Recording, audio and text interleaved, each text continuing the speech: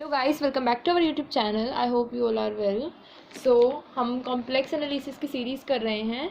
इसमें मैंने 3 लेक्चर्स करा दिए हैं, 4th लेक्चर हम स्टार्ट कर रहे हैं। प्रीवियस लेक्चर्स में मैंने आपको नेसेसरी कंडीशंस और उस नेसेसरी कंडीशन का सफिशिएंट होना ट्रू नहीं है वो मैंने आपको कराया था, लेकिन फंक्शन के एनालिटिक की सफिशिएंट कंडीशन सेटिस्फाई करती है। और आज इस 4th लेक्चर में मैं आपको वो वाली theorem कराऊंगी। So I hope you will like my videos and don't forget to subscribe and like my channel. So now I'm going to start my lecture number 4 related to the sufficient condition for a function to be analytic. And the theorem important है, exams में 8 marks में cover करती है। और एक और news कि मैं कॉम्प्लेक्स का सिलेबस या किसी भी सब्जेक्ट का सिलेबस कंप्लीट होने के बाद उससे रिलेटेड इंपॉर्टेंट क्वेश्चंस जो एग्ज़ाम में 8 मार्क्स से 16 मार्क्स में कवर होते हैं, मैं उनका अलग से वीडियो बनाऊंगी और वो शेयर करूंगी। Whenever I complete my syllabus and I will upload the video. So I hope you will like that video. Now we will start our theorem that the sufficient condition for a function to be analytic. कोई भी function अगर sufficient condition analytic है तो वो sufficient condition को कैसे satisfy करेगा। The continuous one value function कह सकते हो या आप सिंगल वैल्यूड फंक्शन कह सकते हो। कोई भी मैंने ले लिया एफ ऑफ जेड, और हम कोई भी फंक्शन लेके चलते हैं वो एनालिटिक होता है और किसी भी डोमेन डी पे डिफाइन करेगा। तो उसके 4 पार्शियल डेरिवेटिव एग्जिस्ट करेंगे, साथ के साथ वो कॉन्टिन्यूस होंगे और वो क्या करेंगे, सी आर इक्वेशन को सेटिस्फाई करेंगे हर एक पॉइंट का इन डोमेन डी के अंदर। Now I hope you understand the equation that कोई भी कॉन्टिन्यूस वन वैल्यूड फंक्शन लिया है, एनालिटिक है डोमेन डी में, उसके पार्शियल डेरिवेटिव एग्जिस्ट करेंगे, साथ में वो कॉन्टिन्यूस होंगे और सी आर इक्वेशंस को सेटिस्फाई करेंगे। तो सबसे पहले हम एक पॉइंट कंसीडर करते हैं। उस पॉइंट का नाम क्या है, जेड। किसके इक्वल है, अब जेड में 2 रियल नंबर एग्जिस्ट करते हैं, एक एक्स और एक y in the domain D. अब मैंने क्या करा, सफिशिएंट कंडीशन को सेटिस्फाई करने के लिए उस पॉइंट एक्स और वाई में थोड़ा सा मैं चेंज लेके आई उस पॉइंट जेड के अलोंग। तो वो एक्स के अलोंग कैंसर कितना चेंज आया, डेल एक्स, और वाई के along del y. Be the point in the neighbourhood of point x comma y. और ये जो आया है ये एनालिटिक फंक्शन कब होता है, वो फंक्शन एनालिटिक जब होएगा जब उसकी नेबरहुड और एज वेल एज उसका डेरिवेटिव एग्जिस्ट करेगा। तो मैंने उसकी नेबरहुड में मैं नेबरहुड ले आई उन पॉइंट्स के अलोंग। फिर मैंने क्या किया, W हमारा कोई भी फंक्शन होता है एफ ऑफ जेड की फॉर्म में लिखा जाता है, और आप एफ ऑफ जेड को किसकी फॉर्म में लिखते हैं, u of x y plus iota v x y, या फिर आप क्या कहते हैं, जेड किसके इक्वल होता है, एक्स प्लस आयोटा वाई। अब जो मेरा यू है वो किसके इक्वल है, u of x comma y. अगर मैं यू की नेबरहुड में चेंज लाऊंगी तो वो यू प्लस डेल यू बनेगा। तो मेरा यू की कंपोनेंट्स में भी चेंज आएगा, x plus del x, y plus del y. फिर मैंने यहाँ पर क्या किया, मुझे 2 वैल्यू मिली, एक तो यू की वैल्यू मिली और एक यू प्लस डेल यू की वैल्यू मिली, लेकिन मुझे डेल यू सिंगल की वैल्यू नहीं मिली। तो इस सिंगल डेल यू की वैल्यू मैं कैसे निकालूंगी, इस इक्वेशन में से मैं यू को माइनस कर दूंगी तो मेरे पास डेल यू की वैल्यू बच जाएगी। कैसे बताया मैंने, यू की वैल्यू हम सिंपल कंसीडर कर रहे हैं, डेल यू क्या है, उस इक्वेशन में चेंज आया है कितना, डेल का। फिर मेरे पास u और इक्वेशन की u प्लस डेल यू की वैल्यूज़ है, लेकिन मेरे पास सिंगल जो नेबरहुड पॉइंट में चेंज आया उसकी वैल्यू मेरे पास नहीं है। उसको मैंने कैसे निकाला, गिवन सेकंड नंबर इक्वेशन में से फर्स्ट इक्वेशन को मैंने माइनस कर दिया। सिमिलरली मैं v of x comma y लेके चलूंगी, डेल v की वैल्यू सिमिलरली मैं निकाल लूंगी। अब हमें पता है कि फंक्शन कॉन्टिन्यूस है since u x u y v x we y are continuous in domain D. So by the mean value theorem for a function of 2 variable, हम कौन सी थ्योरम लगाएंगे, मीन वैल्यू थ्योरम। कितने variables के लिए, 2, क्योंकि यहाँ पर 2 वेरिएबल है और एक एक्स है और एक वाई है। फिर यहाँ पर मेरे पास डेल यू की वैल्यू हमारे को पता है कि जो फंक्शन है वो कॉन्टिन्यूस है इन द डोमेन डी, तो उसके पार्शियल डेरिवेटिव एग्जिस्ट करेंगे। यू का एक्स के रिस्पेक्ट में curl u by curl x, del x as it is. लेकिन एक चीज़ नोट करने वाली है क्या, कि मैंने इन दोनों में से डेल एक्स को कॉमन क्यों लिया हुआ है, क्योंकि curl you by curl x उसका पार्शियल डेरिवेटिव एक्स के रिस्पेक्ट में, जैसे मैंने यू को क्या लिखा था, x plus del x y plus del y. ये इक्वेशन थी मेरे पास, इस एक्स का पार्शियल डेरिवेटिव कर दिया। अगर मैंने यू में नेबरहुड में चेंज लिया है तो उसके जब मैंने पार्शियल डेरिवेटिव कर दिया तो उसमें मैंने कुछ स्मॉल अमाउंट ले ली एप्सिलॉन की अलोंग एक्स एक्सिस, नीटा की अलोंग वाई एक्सिस, और ये दोनों 0 को टेंड करेंगे कब, जब डेल एक्स और डेल वाई मेरा 0 को टेंड करेगा। और फंक्शन कॉन्टिन्यूस है तो हमारी डेल एक्स और डेल वाई की वैल्यू 0 को टेंड करेगी। तो एप्सिलॉन का चेंज एक्स एक्सिस के अलोंग, नीटा का चेंज वाई एक्सिस के अलोंग। ये गिवन भी है हमारे पास कि एप्सिलॉन एंड नीटा आर कॉन्टिन्यूस आर स्मॉल और टेंड करेंगे 0 को कब, जब हमारा एक्स डेल एक्स टेंड करेगा 0 को और डेल वाई चेंज करेगा 0 को। सिमिलरली हम यू ऑफ एक्स वाई के लिए लेके चले थे वी ऑफ एक्स वाई के लिए, curl we by curl x curl we by. अब उसमें जो मैंने चेंज लिया था वो एप्साइलन और नीटा का ले लिया, यहाँ पर एप्साइलन डैश और नीटा डैश का ले लिया। ये भी कहाँ टेंड करेंगे, जीरो को, एज डेरिवेटिव हमारे डेल एक्स और डेल वाई का चेंज कब टेंड करेगा, जीरो को।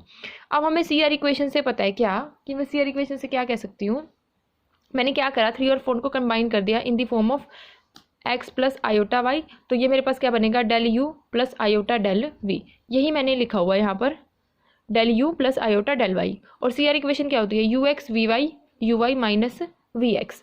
तो मैंने क्या किया, डेल यू की वैल्यू को सब्सटीट्यूट कर दिया और डेल वी की वैल्यू को सब्सटीट्यूट कर दिया, आयोटा मैंने बाहर ले लिया।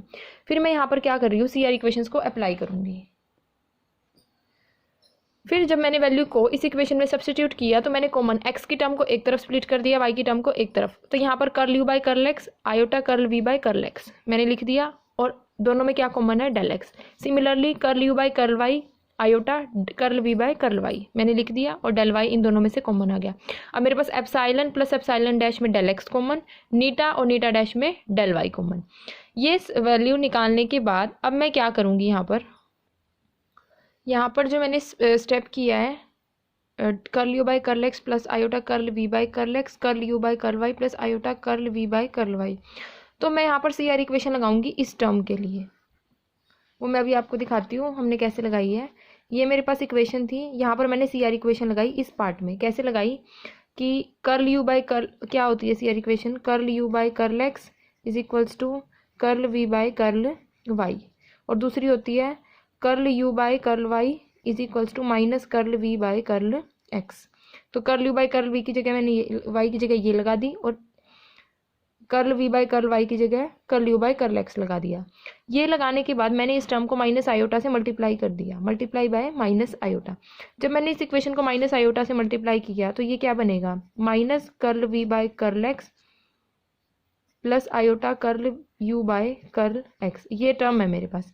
जब मैंने इसको आयोटा से माइनस आयोटा से मल्टीप्लाई किया तो minus minus plus iota curl v by curl x, और जब मैंने इसको माइनस आयोटा से मल्टीप्लाई किया है प्लस माइनस आयोटा का क्या बन गया, square curl you by curl x. Iota का square minus one, minus minus मेरे पास क्या हो जाता है, one.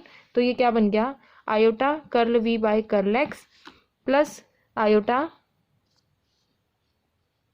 Curl you by, sorry plus one है ये कर्ल यू बाय, क्योंकि आयोटा का स्केयर वन हो जाता है, माइनस वन होता है तो माइनस माइनस प्लस, तो ये बन गया curl you by curl x. और यही वैल्यू मेरी सिमिलर बन गई किस इक्वेशन के, इस इक्वेशन के, ये देखो, ठीक है। तो यहाँ पर मैंने इस टर्म को कॉमन निकाल लिया, तो मेरे पास बचेगा क्या, del x plus iota del Y, और epsilon plus epsilon dash del X पहले ले रखा है, eta plus iota eta dash del Y पहले से हमारे पास। अब मैंने यहाँ पर क्या किया, after using the C R equations मेरे पास क्या बचेगा, ये इक्वेशन सेम ही मैंने रिपीट करी हुई है। अब मैं यहाँ पर क्या कर रही हूँ, मेरे पास पता है फंक्शन कॉन्टिन्यूअस है, एनालिटिक है, तो उसका डेरिवेशन एग्जिस्ट करेगा किस पॉइंट के लिए, जेड लिया है तो जेड के लिए।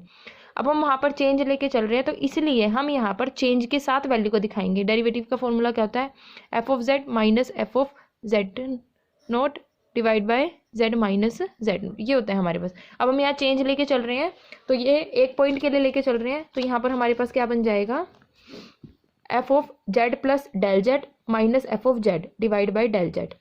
F of z plus del z की वैल्यू मेरे पास क्या है, u plus del you plus iota v plus del v, और एफ ऑफ जेड की वैल्यू क्या थी, u plus iota v, minus common है, माइनस लेके minus u minus iota v, और डेल जेड की वैल्यू क्या बनेगी, del x plus iota del y. फिर यहाँ पर मेरे पास क्या बनेगा, यहाँ पर मेरे पास u प्लस का है u माइनस का, ये टर्म मेरे पास क्या हो जाएगी, cancel, del u del u मेरा एज इट इज रह गया, ये बच गया, आयोटा डेल आयोटा वी है, आयोटा वी से आयोटा वी कैंसिल, क्या बच गया, डेल वी बच गया मेरे पास, आयोटा डेल वी बच गया, यहाँ से आयोटा कॉमन था, ये टर्म मेरे पास बच गई। अब मेरे पास एफ डैश जेड किसके इक्वल होगा, दिस वैल्यू का सम प्लस दिस वैल्यू का सम। तो मैंने यहाँ पर ये दोनों वैल्यू को सब्स्टिट्यूट कर दिया फ्रॉम इक्वेशन नंबर 5। कैसे रखा ये देखते हैं। मेरे पास जो इक्वेशन थी, ये वाली इक्वेशन थी, इक्वेशन नंबर 5। जब मैंने इस वैल्यू को एफ डैश जेड में पुट किया तो इस टर्म के साथ मेरा क्या मल्टीप्लाई डिवाइड में है, del x plus iota del y. Similarly वो पार्ट मेरा इस इक्वेशन में भी है, del x plus iota del y. तो मैंने ये चीज़ यहाँ से ख़त्म कर रखी है। फिर क्या बचा, epsilon plus epsilon dash del X eta plus iota eta dash del Y divide कर दिया इस वैल्यू के साथ। अब इस वैल्यू को मैं दो फंक्शन में स्प्लिट कर सकती हूँ, एक एप्सिलॉन की और एक नीटा की। राइट हैंड साइड और लेफ्ट हैंड साइड का डिनोमिनेटर सेम है, कैंसिल हो जाएगा, मेरे पास ये वैल्यू बच जाएगी। और ये चीज हम पहले भी पढ़ चुके हैं क्या कि जो डेल एक्स और डेल वाई की वैल्यू है वो कहाँ टेंड करेगी, जीरो को। अगर राइट हैंड साइड में ये वैल्यू जीरो को टेंड कर जाएगी तो मेरे फंक्शन में सिर्फ ये वाली चीज बचेगी। Since they are continuous and therefore finite and definite at every point of D, इसलिए जो फंक्शन होएगा मेरा एनालिटिक हो जाएगा at every point of D के लिए। तो ये मेरे पास रिक्वायरमेंट थ्योरम थी, sufficient condition for a function to be analytic. मैंने सीआर इक्वेशंस का यूज करके फंक्शन को एनालिटिक प्रूफ कर दिया। अब हम पढ़ेंगे नेक्स्ट क्वेश्चन, बहुत इंपॉर्टेंट है, 2022, 23, 24 हर बार 8 मार्क्स में कवर हुआ है। क्या? CR equations in polar form. Polar form किस फॉर्म में होती है? आर और थीटा की फॉर्म में होती है हमारे पास। तो एफ ऑफ जेड को सिमिलरली हम यू प्लस आइटा वी की फॉर्म में लिखेंगे, एनालिटिक फंक्शन होएगा, और हम इसमें आर और थीटा की फॉर्म में जेड को डिफाइन करेंगे, r e iota theta, where u v और r theta are real. Then CR equations क्या बनेंगी हमारे पास? Curl you by curl r is equals to 1 by r curl we by curl theta. मतलब polar form में CR equations को हम satisfy करेंगे। ये curl you by curl r है, curl we by curl r क्या बनेगा? -1 by r curl you by curl theta, और curl you by theta, theta की रिस्पेक्ट में क्या बनेगी? -r curl we by curl r. अब पोलर कोऑर्डिनेट में आपको पता है कि एक्स की वैल्यू क्या होती है हमारे पास? R cos theta plus iota sine theta. तो यहाँ से मैं आर की वैल्यू कैसे निकालूंगी?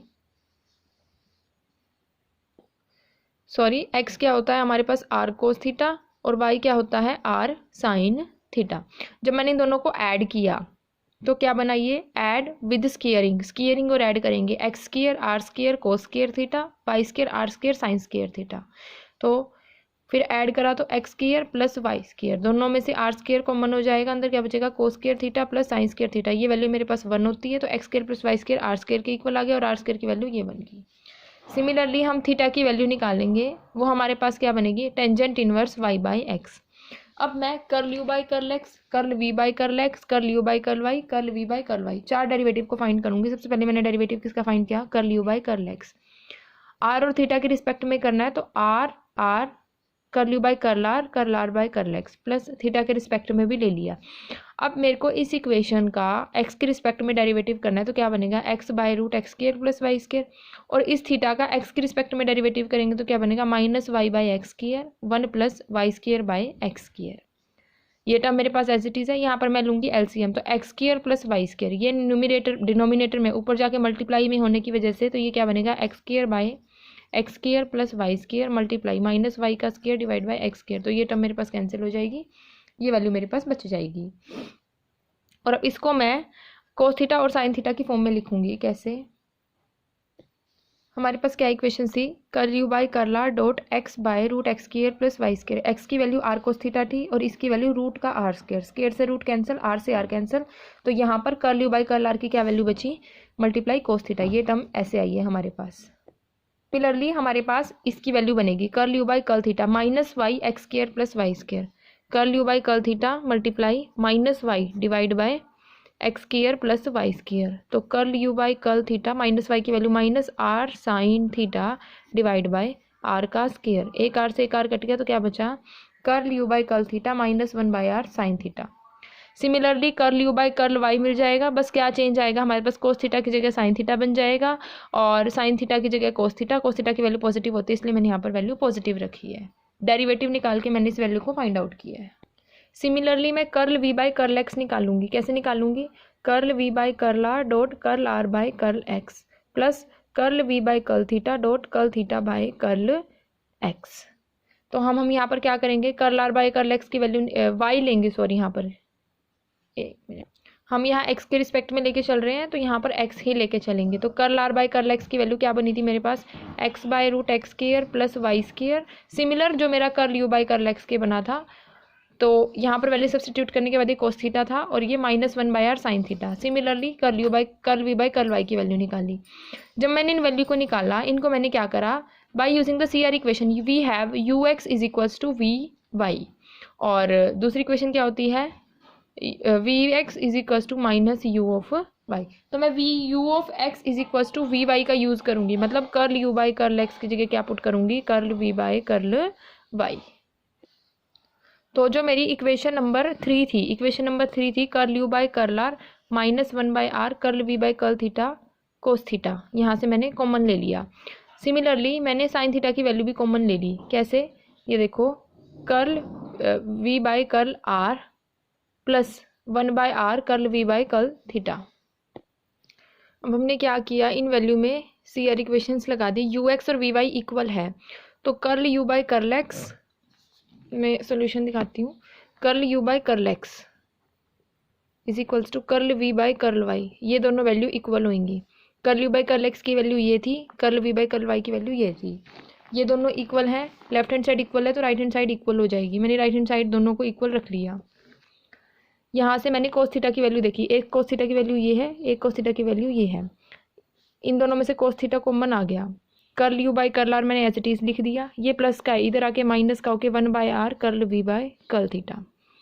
सिमिलरली साइन थीटा के लिए निकालेंगे, ये यहाँ पर आके माइनस का हो जाएगा तो माइनस मैंने बाहर ले लिया, curl v by curl r मैंने माइनस का बाहर लिया तो ये टर्म वैल्यू प्लस की हो जाएगी साइन थीटा। ये टर्म किसके इक्वल आ गई, 0 के लिए।